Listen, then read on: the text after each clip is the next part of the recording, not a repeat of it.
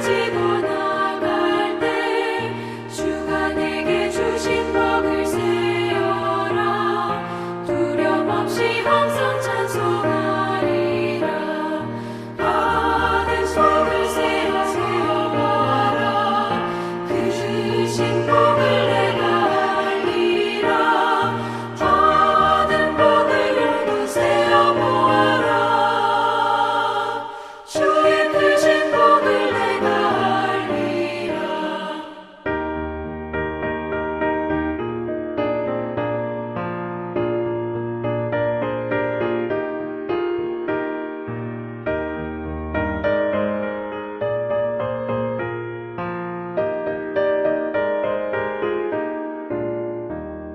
세상 권세 너의 앞을 막을 때 주만 믿고 낙심하지 말아라. 천사들이 너를 보호하리니 염려 없이 한 방으로 나가라. 받은 속을 세어보아라. 그 주신 복을 내가 알리라. 받은 복을 열두 세어보아라. 주의 크신 복을 내가 알리라.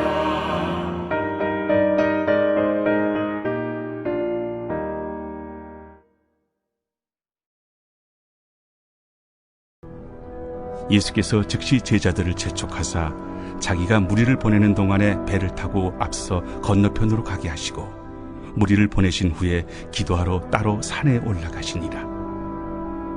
저물매 거기 혼자 계시더니 배가 이미 육지에서 술이나 떠나서 바람이 거스름으로 물결로 말미암아 고난을 당하더라. 밤사경에 예수께서 바다 위로 걸어서 제자들에게 오시니 제자들이 그가 바다 위로 걸어오심을 보고 놀라 유령이라 하며 무서워하여 소리 지르거늘 예수께서 즉시 이르시되 안심하라. 나니 두려워하지 말라. 베드로가 대답하여 이르되 주여, 만일 주님이시거든 나를 명하사 물 위로 오라 하소서. 보라, 베드로가 배에서 내려 물 위로 걸어서 예수께로 가되 바람을 보고 무서워 빠져가는지라 소리질러 이르되 주여, 나를 구원하소서. 하니 예수께서 즉시 손을 내밀어 그를 붙잡으시며 이르시되 믿음이 작은 자여, 왜 의심하였느냐? 배에 함께 오름에 바람이 그치는지라.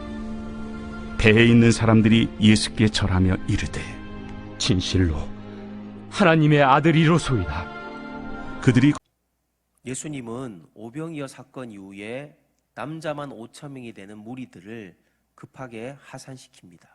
그리고 12명의 제자들은 바다 건너편으로 가라라고 또 그렇게 명령을 내립니다. 예수님께서 무리와 제자들을 구분시킨 이유가 있지 않겠습니까? 당시에 헤롯 안티파스가 세례 요한의 죽음 이후에 예수님의 행보를 보면서 세례 요한이 살아난 것이 아닌가 오해를 하는 장면이 있습니다. 예수님은 그래서 세례 요한의 죽음 소식 이후에 빈들로 가서 자신의 행보가 정치적인 행보가 아니라는 것을 그렇게 드러내지 않으려고 그렇게 애를 썼습니다.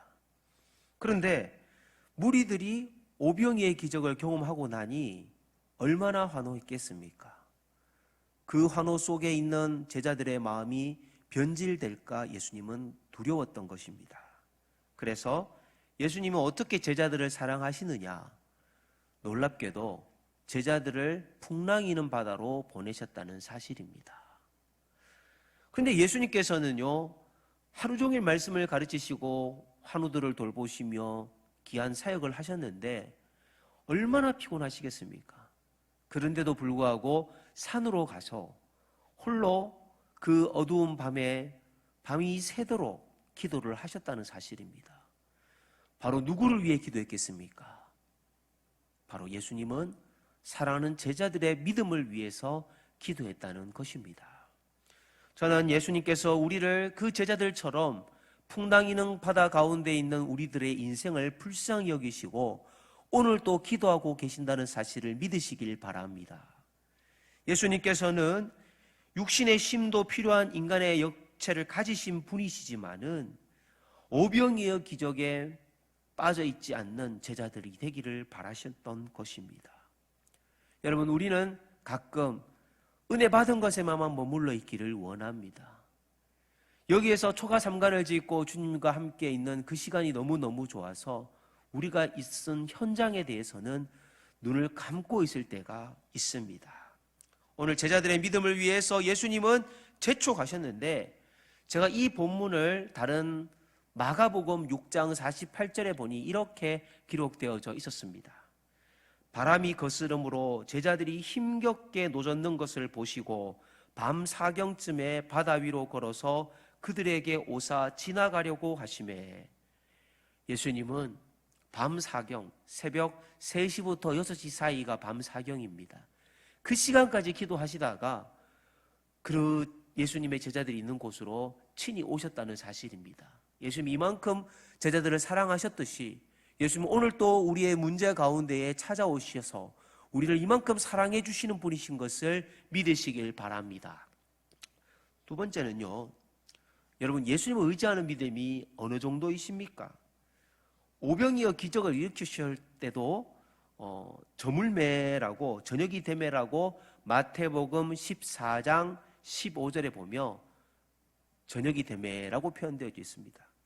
그런데 풍랑이는 바다를 설명하는 이 본문에서도 마태복음 14장 23절입니다. 거기도 저물매라고 되어져 있습니다.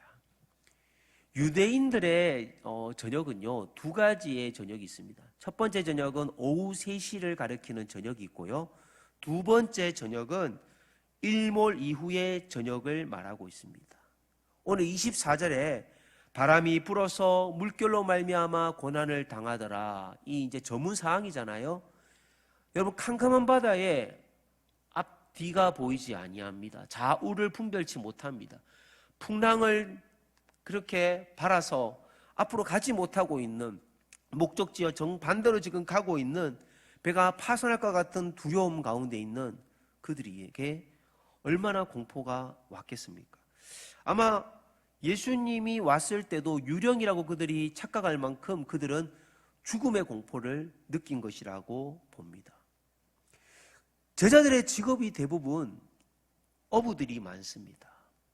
그런데 어부인 제자들이 두려움을 가질 정도라면 우리 인생에 이 제자들이 가장 두렵게 할 만한 사항이 제자들이 가장 자신 있는 분야를 통해서 두려움을 가지게끔 만들었다는 겁니다. 이게 무슨 말입니까?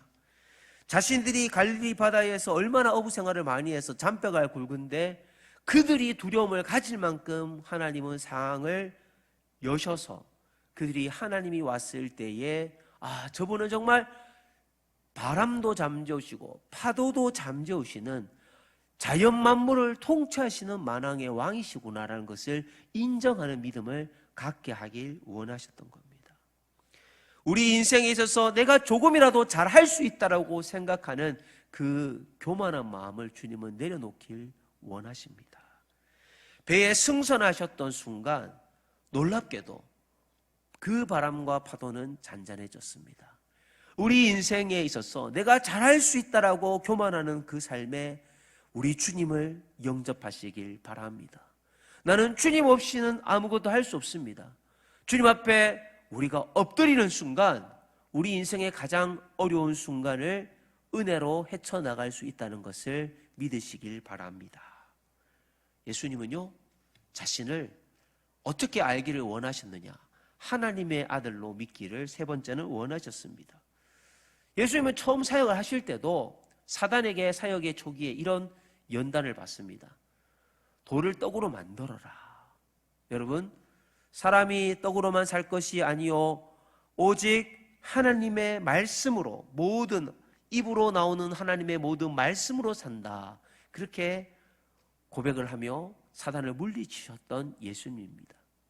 예수님을 사역 초기에 보이셨던 그 모습처럼 우리가 늘 오병이어 이어의 기적과 같은 삶을 원하지만은 주님이 원하는 것은 우리 삶에 오병이의 기적에서만 믿음이 머무르는 것이 아니라, 기복주의지 신앙에서 머무르는 것이 아니라, 베드로가 무리를 걸으라고 하실 때에 무리를 걸으라고 주님께서 명하신 것처럼 불가능한 일에 우리가 믿음으로 도전하기를 오늘도 원하고 계신다는 사실입니다. 여러분 인생에 풍랑이는 바다를 만나지 않았습니까? 코로나의 풍랑이는 바다 속에서 우리가 취할 수 있는 태도는 예수님을 내 삶의 문제에 승선시키시기를 바랍니다. 두 번째는 예수님이 우리가 물에 빠져갈 때에 모른 척 하시는 것이 아니라 즉시 손을 내밀어 건져 주셨습니다. 오늘 성경에 즉시라는 단어가 있습니다. 오늘 우리를 즉시 건져 주시는 예수님의 손을 붙잡는 저와 여러분이 되시기를 바랍니다. 풍랑이는 바다가 잠잠해지고 나서 배에 탄 많은 제자들이 이렇게 고백합니다. 진실로 하나님의 아들입니다. 여러분, 여러분에게 하나님은 어떤 분이십니까? 여러분에게 예수님은 어떤 분이십니까? 예수님의 손을 의심하지 말고 붙잡으셔서 우리의 삶에 있어서 12제자를 5,000명의 남자 무리보다 더 소중하게 생각하셔서 더 은혜 받는 자리로 인도하셨던 그 주님의 발걸음을 인도하셔서 또 우리를 위해 내버려 두시는 것이 아니라 기도하고 계시는 예수님을 우리가 믿으면서 예수님의 손을 붙잡는 저와 오늘 하루의 삶이 되기를 간절히 축원드립니다. 기도하겠습니다.